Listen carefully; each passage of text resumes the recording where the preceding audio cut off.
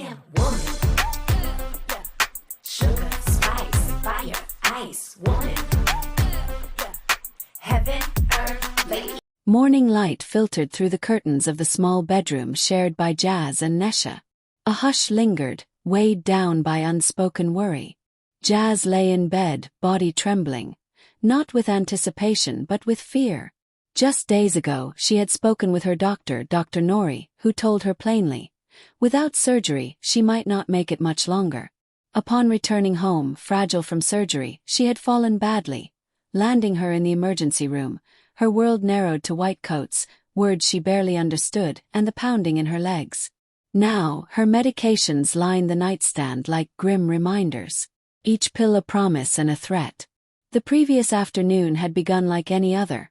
Jazz, determined but exhausted, attempted to stand, to walk. The sharp knife of pain sliced through her legs. She collapsed. Paramedics knelt beside her, whispering urgency as they stabilized her. Nesha watched helplessly, tears pricking her eyes as Jazz was lifted, carried away.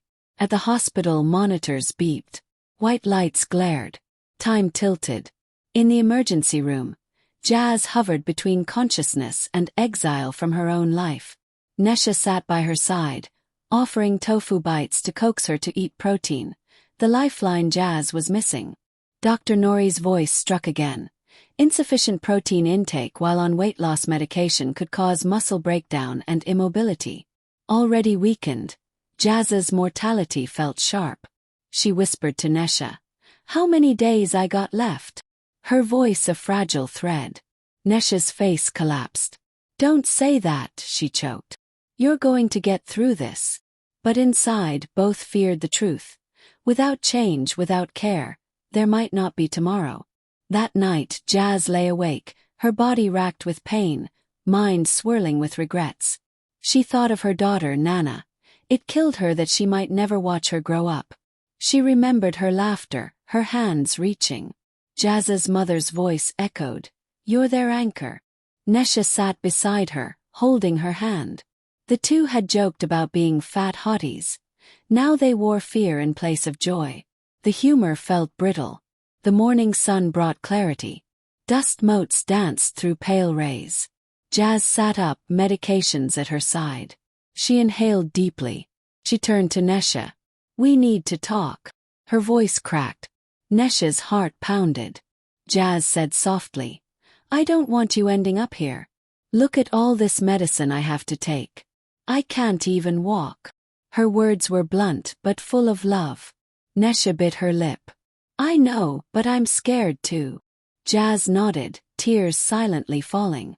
"Your health ain't nothing to play with. Don't play with it how I play with mine." Images of ER walls swam behind Nesha's eyes. Her friend almost gone. They clasped pinkies. Jazz, still weak, gripped Nesha tight. "I'm not gonna let you fail. I'm not gonna let you fall. So you promise me, we're in this together." Oz. Then Nesha, voice trembling. "I do." They sealed their promise, not just with gesture, but with love and fear and hope interlaced. In that moment, the real journey began. Not alone but hand in hand. In the days that followed, both women built a fragile routine. The clink of pill bottles, the hum of protein shakes, the shared laughter at burnt attempts at healthy cooking replaced silence. Jazz began physical therapy, small steps. Nesha walked beside her, offering strength when Jazz's body faltered. Each day they logged meals, naps, water. They called it healing in numbers. Weeks later, Jazz took her first full step without pain. She cried and Nesha laughed, voices echoing through the quiet house. They looked at each other, wound into two lives stitched together by crisis, by love, by survival. The road ahead remained long, uncertain. But Jazz, who had once asked, "How many days I got left?" now had days. Each dawn was a gift. And they would meet them together. This imaginative retelling honors the emotional truth of the finale. The physical peril, the fear-filled hospital bed, the emotional reckoning, and most of all, the power of friendship to spark change.